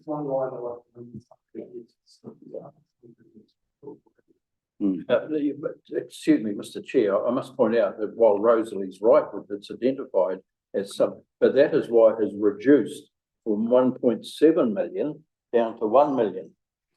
There's still the outstanding minimum that I'm asking about. All right. Okay, so Colin, you've had your hand up waiting patiently, and then Paul. In support, I'm trying to answer, if I may, Mr. Chair, the question raised by Councillor Rutherford, and appears to be unable to be answered. But was the items that have been invoiced to central government, i.e. NZTA and the like, and we're awaiting payment.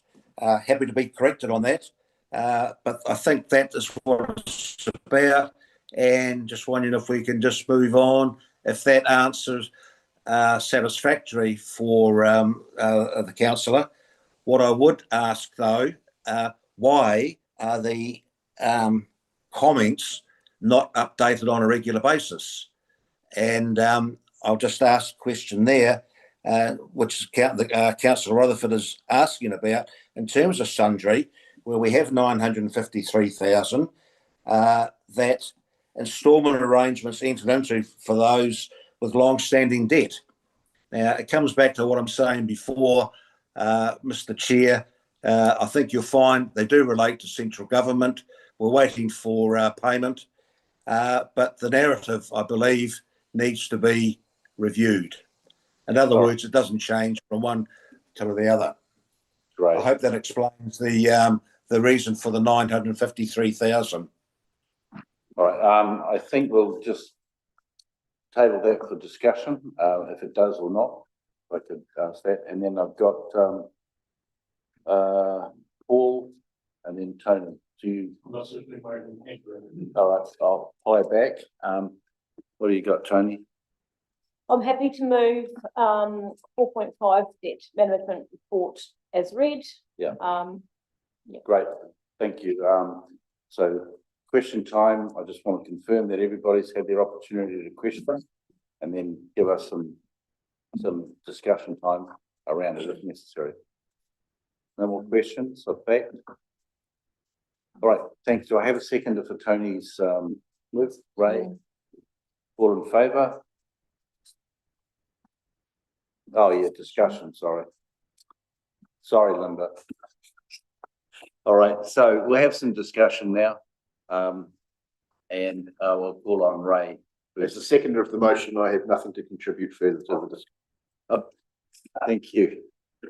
So, Thanks, Mr. Chair. Look, I will be happy to vote in favour of the motion on the understanding that the questions that have been raised, will be developed and thank you. Thanks.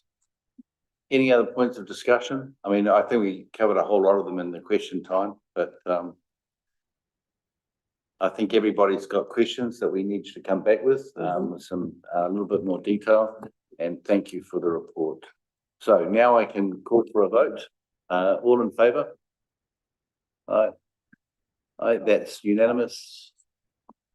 Great, carried. Thank you, Dahana. Right. How are we tracking for time? Okay. Good. So we're now up to agenda item 4.6, Strategic Risk Management Report, December 25 by Leslie. Thank you, through the chair. I will take this report as read. I'll just mention that there has been one change in the scoring. All the risks were reviewed by the relevant people, and I will take any questions on them and hopefully be able to answer some of those. Yeah. And I'll just remind everybody so I can keep track that we have the questions and then you will have an opportunity during discussion time later. I promise. Question from Phil. Yeah, no, look, thanks. It's I note that in paragraph 4, the register is a living document and they're reviewed monthly by senior leadership team and other council officers. My question is, does this table ever get the opportunity to be involved in assessing the risk and the residual, which used to be the case, but so is there no involvement from this group at all? Yes, there is involvement, and one thing we have discussed as well as a executive team is that we think with the new council, you do need to have a workshop around risk. I think it will help you all to understand and probably be able to input better into this risk management. Any ideas when that's planned for? We haven't planned one yet. No, we haven't, but we did consider early in the new year would be appropriate. I mean, it's one of those critical things that, because the last one we had was October, maybe last year. So Phil Roster did that and facilitated, which was really good. So early in the new year, first quarter. Oh, of course. Thanks. Any other questions? Shane? Just the risk around the adopting of the 22-23 annual report around our local government funding association status. Is your timeline around when we have to adopt it by, does that affect our status with the funding association stuff? So we have dates that we are going to meet the local government funding agency. We have been in conversation with them. It could impact us if we don't meet those deadlines. At the moment, we are looking like we are going to meet the deadlines that we've discussed with local government funding agency. So just a follow-on question, Leslie, is that simply around the 22-23 report, or will it be with 23-24 also be included in that discussion? Yes, 22, 23, 23 to 24 are the critical ones that we need to get finalised really as soon as possible. So really the end of March is the deadline that we need to meet. Thank you. Any other questions? You will have the opportunity for discussion. Phil? Happy to move the draft recommendations, Chair. All right, yeah, thanks. Okay, got a seconder on that? Mayor Chris? Thank you. All right, so discussion. Yeah, I'd just like to move an amendment, addition of the words, and that be noted that a council workshop be held to assess the risk register prior to the March audit committee meeting. Now, according to the standing orders, I think I have to ask for a seconder, don't I? So do I have a seconder to, oh, Tony got in first. To that amendment. Speaking to the amendment? All right, speaking to the amendment, thanks, right. Look, I think it pays to formalise this. We've recorded that this will happen. Well, we've said that it will happen. I think we just need to record it in our minutes so that it does happen. Yep, no, I think, do we have any discussion around the amendment or everybody's sort of happy with that? That we change the original motion in agreement with the amendment? Yeah, I thought we had a mover for the amendment, which was seconded by you. Sorry, Tony, just speak up. I don't mind you correcting me while we're running the meeting. Absolutely. Yeah. Okay, we're all good. Can I just have clarification on the wording of that amendment again? Can you just repeat the wording? Thanks, Ray. Just the addition of the words, and that we noted the council workshop be held to discuss the risk register. Prior to the next. Just confirm that's doable. Yep. All right. Just through the chair, Yep. if you wouldn't mind, we will just have to work with the facilitators' availability. So yeah. while we can say it will happen, it will depend on that availability, but we will endeavour to bring that through before the next RAC meeting. All right. So you'd like to see well, to be confirmed, best effort. Happy for you to put it in. I'm emailing right now, so we'll get that confirmed as soon as we can. But if it doesn't come before RAC in March, we'll do it in the next month. All right, yeah. Preferably we'd gone it before the next RAC, but I accept your. Tony, all right. So vote on the amendment, correct? All right. Thanks for keeping me honest. Sorry, more discussion, Colin. With the amendment as well on there, the R for risk and audit is risk. Now, for whatever reason, we end up having a workshop to discuss risk when in actual fact, and then we come up with the various factors and what have you, but the whole idea of the risk and audit committee is to discuss the risk associated with governance, is to be around the table, not in a workshop. So, and I've raised this question before, and I'm going to raise it now. This should be discussed, not in a workshop, but around the table. If there's not agreement, that's fine, but workshops, we know what workshops are supposed to be for, and this is a living document, and we should be discussing it around the table, Mr. Chair. Yep, no, I understand the logic there. To me, if I came to a risk and audit committee cold, I would expect to have the risk register in front of me, and I would expect to be discussing each of those risks and inputting into it. Sorry, Leslie.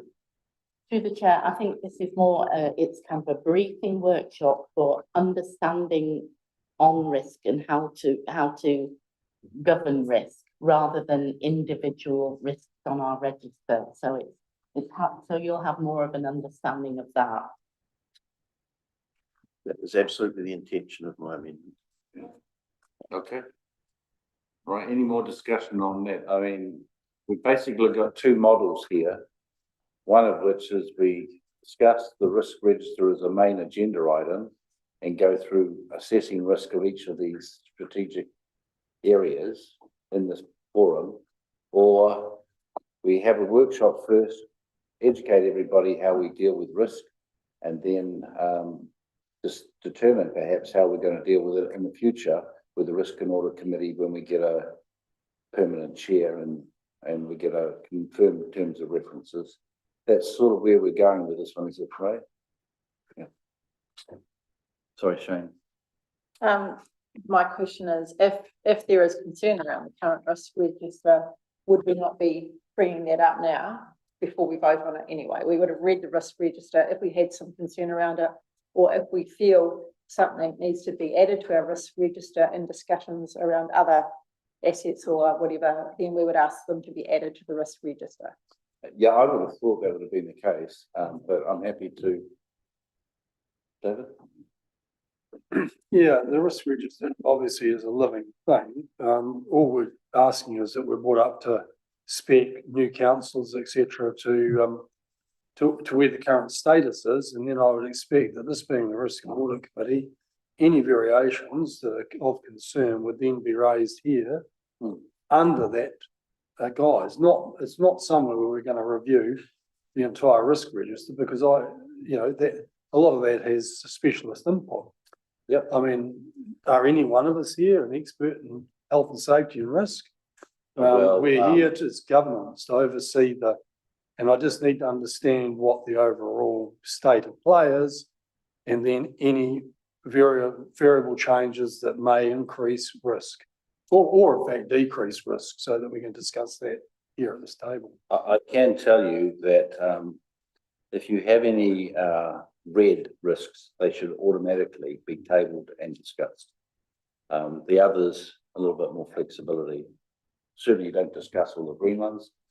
Negotiable whether you discuss the amber ones, but if you table a red risk area, then that needs to be discussed in this forum, I would have thought. And there'd be that's the normal way that it's done. Sorry, vote now on the amendment. Thanks, Tony. All right, all in favour that we agree the motion as tabled with the amendment? 4. Thank you. And against?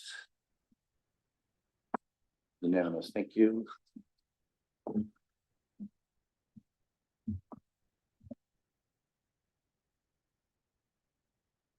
Right, then that brings us to 4.7, PMO review, process improvement opportunities, action plan update. CEO.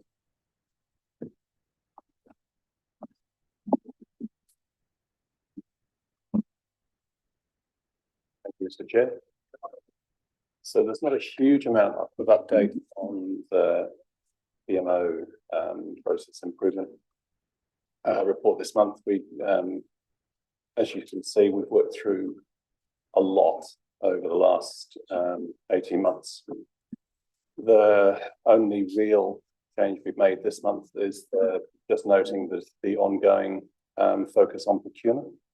And so there are some updates on page 2, I think it is, of the attachment, which talk about the probity audit being completed on that waste services procurement process to date, and the review of the policy and the manual in that procurement space, which will be undertaken and completed by the first quarter of next year. But as you'll see, particularly for those new councillors at the RAP table, the outstanding ongoing options actions are contained in section 4, which is really around that ongoing oversight that this committee has a strong focus on those items listed there on those 5, which obviously were highlighted as part of that PMO review. But I'm happy to take any questions. All right. Colin. Mr. Chair, page 103, please. External probity audit completed on waste services procurement process to date. Why was there a requirement for a probity audit, and what was the cost of that probity audit, please? Through the chair, I can answer the first part of that question. I don't have an answer on the exact cost, but we can come back on that. The waste tender is a very complex tender and has a likely very high cost to council over the upcoming 10 years. So given the complexity of the size of that tender, we engaged a probity auditor to ensure that we are following process correctly, and the probity auditor does. PwC were the auditor for that, and they have come back with a clean audit report on the tender process. Okay, Colin? Yes, sorry, Mr. Chair. I understand the response. However, I would have thought one would have confidence in their tendering process, and that a probity audit would generally become about if a tenderer complained about the process. And that's my understanding of a probity audit. Why should we go out and make sure that we are following the process correctly? To me, it's just I'm not sure if it's a good investment money-wise. Okay. I just don't understand why we have to. Sorry, can you just succinctly ask your question, Colin? The question is, I understand the response, but for me, a probity audit is about generally not to get secure. Well, no, I won't answer. I don't like the answer. I'll just leave it at that. For me, I don't understand why we needed a probity audit and the associated cost of $20,000-$30,000. Okay, why do we need a probity audit? Through the chair, because of the complexity and high risk of this particular tender process, a probity audit is the prudent thing to do. Council already made a comment about if somebody makes a complaint, that is another trigger to have a probity audit, but that's typically an investigation type audit, which is more serious. The probity process makes it clear that we have followed a process, so investigations aren't required. So this was a high risk, mainly due to the cost, tender process, so it was entirely appropriate. It would have been wrong for us not to have included a probity audit as part of that process. All right, so this $30,000 for the cost of it is pretty much good governance, best practice. Absolutely. I don't have the cost, sorry, but it is absolutely good governance. Yes. Yeah. Good. Yeah, I mean, in principle, yes, it's best practice. Yeah. Colin? All right, good. Thumbs up. That's 2 for the meeting from Colin. All right, we got any more questions for the CEO? Colin? One more, sorry, I forgot to ask. A review of Holidays Act compliance has been undertaken. That's on page 106. Why has a report not been submitted to Risk and Audit Committee detailing the findings of the Holiday Act review?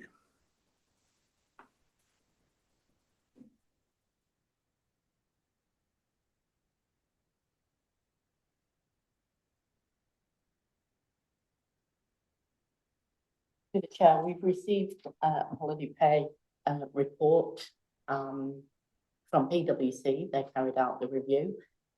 We do need to carry out some actions. We haven't determined fully yet what those actions are. And once we do that, we can bring something back to this committee.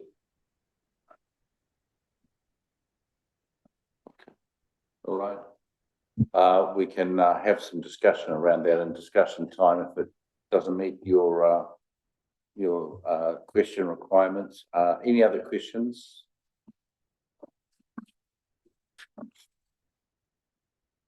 All right, so then can I have a mover? Shane, thanks, and second out, Mayor Chris. Thank you. So discussion on that. Can I call on Colin just to articulate in the discussion why you were sort of in disagreement, why you were shaking your head?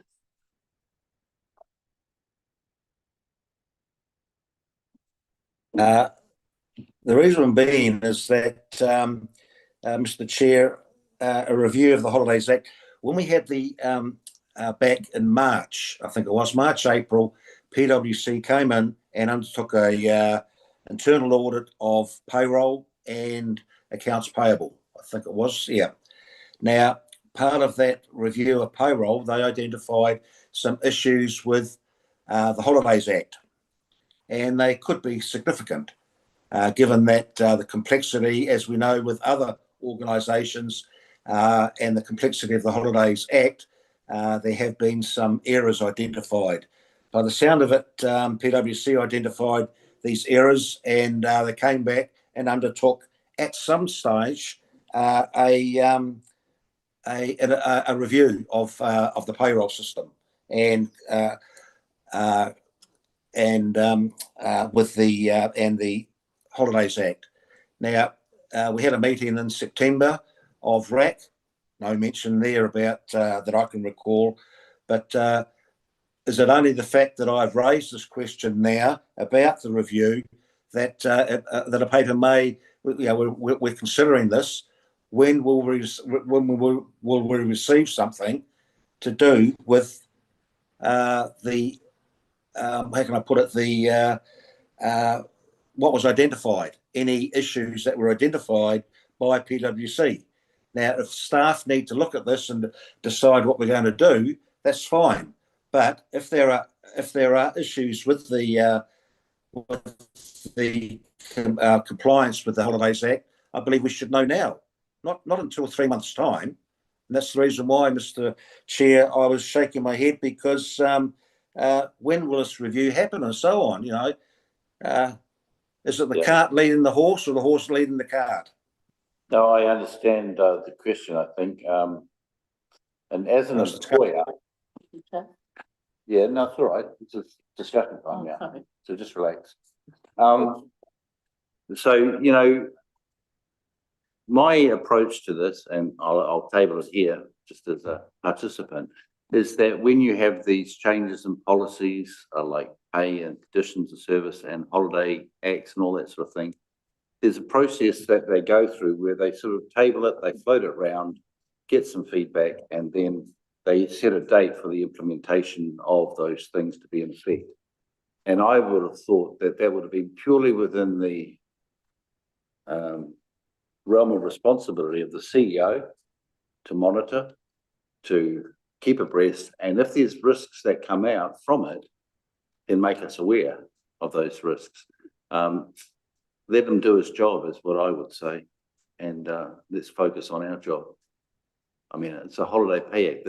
If things are going to come out, I trust the CEO to come back to us and say, you know what, there's a risk here that we're going to overspend by X amount in the next 12 months. I don't expect them to sort of try and crystal ball gaze the government's direction or the government's policy changes. That's just my point of view. I'll table it. So, Mayor Chris. Very, very good, Ron. Got the review. Thanks. You've got the review, and you're now going to work through it. If anything's been identified of any risk, any issues, you'll be bringing that back to council. Is that correct? That's correct. And just to be clear, we didn't receive it till very late November, so it couldn't have been brought to the last committee. Yeah. Yeah. That sits well with me. I don't know about you guys. Right. Any other discussion? Yeah, thanks through the chair. Like, as a new back on council after a period of absence. And there was a lot of, obviously, discussion around the PMO office and the fact that there were issues identified. Can I just say that coming back to this table, it heartens me to see the actions that our CEO has put in place with the senior leadership team. And obviously there's a lot of the risk has been ticked off. Looking at this report, a couple of minor things that are still ongoing, but I just want to say that, you know, I feel that I can go out into the public arena and speak to the financial risk of the organisation as being reasonably well managed at this point in time. Any further discussion? I think that's a good positive point. And I'd reinforce it because personally, I think our council are doing an awesome job. And I'd rather let them get on and do their business while we focus on our business. Colin. Yeah, sorry, Mr. Chair. You asked me before regarding my shaking my head. So I answered that question of yours. The thing about risk and audit is one of the terms of reference is responsible for internal audits. So it's all very well saying, Mr. Chair, that it's up to the CEO to provide that information if he feels it's warranted. However, my view is that it's an internal audit and we should be made aware of what's going on by default. But I hear what Leslie's saying. The results came through, the report came through in November. So let's just wait until March to see what transpires. Now, in terms of the report itself, the whole idea of that report initially that we're looking at now, the PMO review, lack of governance oversight, lack of management oversight, and we're saying at the moment that everything's okay now. We're moving along quite nicely. And then I look at then I look at the dredge. The dredge, unfortunately, was left basically to the then master. The then master determined what was required. That was passed through management. And unfortunately, there wasn't a lot of expertise around the table or in council itself to actually be able to query what the then master was saying that was required for expenditure on the dredge. So as far as I'm concerned, nothing has really materially changed in terms of the PMO office determining lack of oversight, and I believe there's been a lack of oversight with the dredge, mainly through lack of knowledge. Because of that, I will not be supporting this particular agenda. No, I appreciate you explaining your position, Colin. And though I disagree with it, I understand where you're coming from. Yeah, sorry. If I can just pick up again on what Simon said earlier about the dredge, and if you don't mind, Simon, can you repeat that?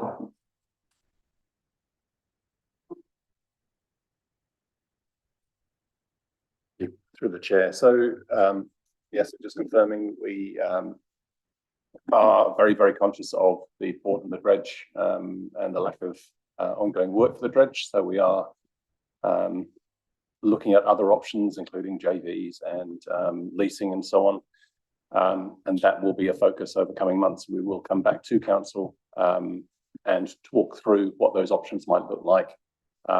The dredge is not a strategic asset. You don't have to consult before you dispose of it if that's what council wishes. So it is one of those things that we can bring to the table with a range of options, but that won't be until March next year. It is a significant piece of work, but it would be good to involve Dom in that since his knowledge of the dredge is really valuable. But yeah, we are very focused on that amongst other things. If I can just sort of finish that off. Thanks, Simon and Councillor Reedy. Hear you loud and clear, and I'm satisfied and confident that work has started to address the issues that councillor already has raised. Yeah, all right. Thank you. Will it be cheeky of me to do this? Right there, Colin. Did you hear that? Your comments, sorry, Mr. Chair. Did you hear what CEO and Mayor Chris said in response? Yes, I have. I've heard. Thank you. All right, any more discussion? Last call. All right, great. Then it's time to vote, correct? All in favour that we resolve that the PMO review process improvement opportunities action plan update dated 10 December 25 be received. All in favour? Okay, against? All. Name recorded, please. Yeah, and was your hand up as well, Rosalie? Oh, sorry, just adjusting your blouse. Right. And four. Right, so carried. All right, some good discussion. Thank you for bearing with me with my first chair meeting. And thank you for calling me to account when I miss an issue. Sorry, Paul, you got your hand up. Do we have general business? No, there's no general business. I prepared a review of my understanding of the REC committee, which I've emailed to everybody. I just want to table it for. All right. Can I, this is the terms of reference that you think the RAC should be operating under, is it? Well, it's just my opinions of. So everyone's received a copy. You've received a copy of the council. Point of order. Yeah, sorry. Yes, Tony. So I just Not on the agenda. Yeah, no, I was just, I acknowledge the point of order. So we're not going to review it today, Paul, but what you can do is we can just sort of get your intent and we can probably put it through to the right channels, which I suggest would be when we do the council review on the subcommittees and the terms of reference. So who sets the agenda? If councillors can't bring something to the REC committee. Yep. How do they get something on the agenda? Well, we can put it on the next agenda. I would have thought, yes. So traditionally, we would do that for the risk and audit chair in conjunction with the court services. Yeah. So if you want to bring something on, we can decide whether we want to bring it on to the next RAC meeting. Through me. So yes. Yep. All right, bring it on.